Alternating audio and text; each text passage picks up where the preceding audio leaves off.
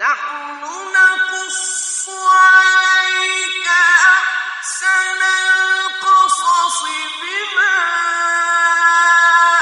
أوحينا إليك هذا القرآن وإن كنت من قبله لمن الغافلين. Allah subhanahu wa ta'ala says, "We relate unto you, O Muhammad, the best of stories through our revelations unto you of this Qur'an. And before this, you were among those who weren't aware of it." It is from Allah. Allah subhanahu wa ta'ala is the one who is revealing this to Muhammad sallallahu alayhi wa sallam and to this ummah. نَحْنُ نَقُصُّ عَلَيْكَ أَحْسَنَ الْقَصَصِ. Allah subhanahu wa ta'ala says, we relate unto you the best of stories. These are the best of stories because they are dealing with the best of creation. Some of the benefits of talking about the Anbiya. Number one, because Rasulullah sallallahu alaihi wasallam was commanded to do so. Allah subhanahu wa ta'ala says, فَقْصُصِ الْقَصَصِ. Relate unto them the stories. It's a command from Allah subhanahu wa ta'ala given to Rasulullah sallallahu alaihi wasallam. That he must, Allah subhanahu wa ta'ala is commanding him that he must narrate these stories unto the ummah. So it becomes a duty upon us to relate these stories. It becomes mandatory on us to convey the message of the Anbiya of Allah subhanahu wa ta'ala and their stories. So number one, we are doing this as a ibadah of Allah subhanahu wa ta'ala, to fulfill a commandment of Allah. Number two, لَعَلَّهُمْ يَتَفَكَّرُونَ. فَقُصُصِ الْقَصَصَ لَعَلَّهُمْ يَتَفَكَّرُونَ. Relate and convey to them the stories. Why? So that they may reflect. لَعَلَّهُمْ يَتَفَكَّرُونَ. So they may contemplate. التفكر. These stories are not to entertain us. These stories are for us to derive lessons and reflect. And to contemplate. And to think about. To deeply reflect on them. That is what we need to do. Number three. Another reason why it's extremely important to study the stories of the Anbiya of Allah subhanahu wa ta'ala. Allah subhanahu wa ta'ala says, أولئك الذين هدى الله فبهداه مقتده. They are those whom Allah has guided, so follow their guidance. They are the ones who are guided. And Allah subhanahu wa ta'ala is instructing Rasulullah sallallahu alaihi wasallam to follow them, to follow their guidance. Because they are the best. We need to have role models. It is very important for the human being to have a role model, especially in the early stages of our life. You find that every human being has role models. If they are not good, they're going to be bad. That is our makeup as human beings. We must have some role models. We must have some people whom we look up to. If we're not going to provide our children and our youth with the role models of the Anbiya and the role models of Rasulullah sallallahu alaihi wasallam and the role models of the Sahaba, they're going to find role models somewhere else. Because human beings cannot live without role models. And Allah subhanahu wa ta'ala is telling Muhammad sallallahu alaihi wasallam that he must follow the way of the Anbiya of Allah subhanahu wa ta'ala. If this instruction was given to Rasulullah sallallahu alaihi wasallam, then what should we do? فَبِهُدَاهُمْ اقْتَدِهِ. Allah subhanahu wa ta'ala is commanding Rasulullah sallallahu alaihi wasallam, follow their way. So we need to study the lives of the Anbiya of Allah subhanahu wa ta'ala so that they can become our role models. Number four, to love them. Al-Mahabba. If you do not know someone, you cannot love him. We all claim that we love the Anbiya of Allah. But if we don't know the details of their life, we don't know what they went through, how could we have respect for them? Abu Dhar came to Rasulullah sallallahu alaihi wasallam and asked him a question. قال كم عدة الأنبياء? What is the total number of Anbiya? Rasulullah sallallahu alaihi wasallam said, 120,000 الرسل من ذلك 315 جما غفيرا. Rasulullah sallallahu alaihi wasallam said, what is the number of the Anbiya? 120,000. And the messengers among them are 315. So the Anbiya of Allah subhanahu wa ta'ala are 120,000. And the messengers, ar-Rusul, are 315. I'm translating Nabi as prophet and Rasul as messenger. So there are two different things. Nabi and Rasul. Nabi, the plural of it, is Anbiya. Rasul, the plural of it is Rasul. So what is the difference between the Nabi and the Rasul? What is the difference between the Prophet and the Messenger? There are a few opinions of the ulama in this. One of them is that the Rasul is the Nabi who is given a law. The Rasul is a Nabi who is given a law. But the Nabi who is not a Rasul is following the law of another Rasul. So every Rasul is a Nabi, but not every Nabi is a Rasul. Every prophet is not a messenger, but every messenger is a prophet. If a prophet is given a new law, then he becomes a Rasul and a Nabi.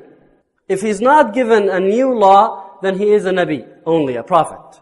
An example of that, to make it a little bit clearer, Musa is a Rasul. Musa is a Rasul. Why? Because he was given the Torah. But Harun is not a Rasul. Harun is a Nabi. Why? Because he is following the law of his brother. Harun is following the law of Musa. This is one difference that the ulama give between Nabi and Rasul. But before we start talking about Adam, let's look at the story of creation. Rasulullah ﷺ was asked this question by a group who came from Yemen, and this is narrated in Bukhari. They came to Rasulullah ﷺ and they said, Ya Rasulullah, ma awwal hadha al-amr? O Rasulullah, how did all of this start? They want to know how this all came into existence. فقال صلى الله عليه وسلم كان الله ولم يكن معه شيء وفي رواية ولم يكن قبله شيء. Rasulullah ﷺ said, in the beginning there was Allah. There was nothing before Him. Another narration, nothing was with Him. وَكَانَ عَرْشُهُ عَلَى الْمَاءِ, and His throne was on water. وَكَتَبَ فِي الذِّكْرِ كُلَّ شَيْءٍ, and He wrote in the tablet everything. وَخَلَقَ السَّمَاوَاتِ وَالْأَرْضِ, and He created the heavens and the earth. Again, عن عمران بن حصين قال أهل اليمن لرسول الله صلى الله عليه وسلم جئناك لنتفقه في الدين ولنسألك عن أول هذا الأمر فقال كان الله ولم يكن شيء قبله وكان عرشه على الماء وكتب في الذكر كل شيء وخلق السماوات والأرض. Narrated by Al-Bukhari, Imran ibn Hasin said, people from Yemen came to Rasulullah sallallahu alayhi wa sallam and said, we have came to you to learn our religion and to ask you, how did all of this start? Rasulullah sallallahu alayhi wa sallam said, there was Allah and nothing before Him, and His throne was on water, and He wrote everything in the tablet, and He created the heavens and earth. Rasulullah sallallahu alayhi wa sallam says, إن أول ما خلق الله القلم ثم قال له اكتب فجرى في تلك الساعة بما هو كائن إلى يوم الساعة. Rasulullah sallallahu alaihi wasallam says, the first thing Allah created was the pen. Then Allah ordered it to write, so it wrote everything that will happen until the day of judgment. We worry about rizq. We worry about our rizq. Rizq is sustenance, what Allah will provide us. We worry about our wealth. We're always thinking about tomorrow. We are rizqophobic. We have a problem of paranoia, of rizq. خُلِقَ الْإِنسَانُ هَلُوعًا. We're always in a state of despair when it comes to wealth. We're always thinking about how will we make it in the future. Worried and terrified and paranoid. Well, listen to this. Rasulullah sallallahu alaihi wasallam says in a hadith narrated by Muslim, كتب الله مقادير الخلائق قبل أن يخلق السماوات والأرض ب50,000 سنة. Rasulullah sallallahu alaihi wasallam says in the hadith narrated by Muslim, Allah wrote down the sustenance of the creation 50,000 years before He created the heavens and the earth. Everything that you will get is already written down, not 50,000 years before this day, but 50,000 years before the heavens and the earth were created. It's a done deal. What you will get is already written down. Are you still going to be very concerned about it? Rasulullah sallallahu alaihi wasallam says, خُلِقَتِ الْمَلَائِكَةِ مِن نُّورٍ وَخُلِقَ الْجَانِ مِنْ مَارِجٍ مِنْ نَارٍ. Rasulullah sallallahu alaihi wasallam says, the angels were created from light, and the jinn were created from fire. So these are two other creations beside the human being, which we know about. The angels, whom were created from light, and the jinn, they were created from fire. Iblis was from a jinn. But because he was so righteous, he was included with the angels and elevated to a very high level among the angels, even though he was from al-jinn. Adam was created from dirt. Allah subhanahu wa ta'ala says, وَإِذْ قَالَ رَبُّكَ لِلْمَلَائِكَةِ إِنِّي جَاعِلٌ فِي الْأَرْضِ خَلِيفَةً. Allah subhanahu wa ta'ala says, and remember when your Lord said to the angels, verily I am going to place mankind generations after generations on earth. Allah subhanahu wa ta'ala says, إِنِّي جَاعِلٌ فِي الْأَرْضِ خَلِيفَةً. Allah is telling the angels, I will place on earth a Khalifa. What does Khalifa mean? Khalifa comes from the word Khalaf. And Khalaf means to succeed someone else or to assume the position of someone else. These are the meanings of the word Khalaf. Allah subhanahu wa ta'ala, for example, says in Quran, فخلف من بعدهم خلف أضاعوا الصلاة واتبعوا الشهوات فسوف يلقون غيا.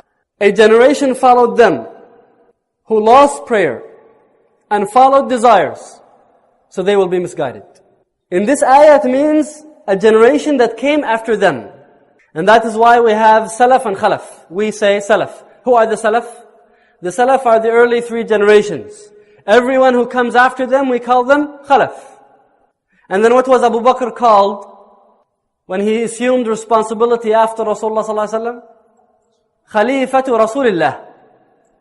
The Khalifa of Rasulullah. Why? Because he assumed responsibility after Rasulullah sallallahu alaihi wasallam, and he came after Rasulullah sallallahu alaihi wasallam. So we see that in this word, which was used in reference of Abu Bakr, it has two meanings. First meaning is that he is assuming the responsibility of leading the ummah after Rasulullah sallallahu alaihi wasallam. And the second meaning, it says that he is coming after Rasulullah. Khalifa. He comes after. If we would apply these two meanings to the responsibility or the title that was given to humanity, Allah subhanahu wa ta'ala said, إِنِّي جَعْلٌ فِي الْأَرْضِ خَلِيفَةً. I will place a Khalifa on earth. So we find two explanations were given. One explanation says that Allah subhanahu wa ta'ala has appointed Adam and his children, his descendants, in the position of responsibility to apply the laws of Allah subhanahu wa ta'ala. So they are representing the law of Allah subhanahu wa ta'ala on earth. They are given the responsibility of applying the law of Allah subhanahu wa ta'ala on earth. And that is the explanation given by Ibn Mas'ud. The second explanation is that human beings would succeed each other in this world generation after generation. And this is the opinion of Ibn Abbas. Our responsibility on earth is to establish earth according to the laws of Allah subhanahu wa ta'ala. And also we see that we are succeeding each other. We're not like the angels who are living and they're not marrying and having children. And we succeed each other on this earth. And that's why Allah subhanahu wa ta'ala says about the people of Ad, Allah subhanahu wa ta'ala says that you became the khala'if of the earth, which is plural of khalifa, after the people of Nuh. So this is the meaning of the word khalifa. If we look at the ayah before this, it would help us in understanding our mission and our role in this world. Allah subhanahu wa ta'ala says in the ayah right before this ayah, هو الذي خلق لكم ما في الأرض جميعا ثم استوى إلى السماء فسواهن 7 سماوات وهو بكل شيء عليم. Allah subhanahu wa ta'ala has created for you everything in this world. Everything in this world.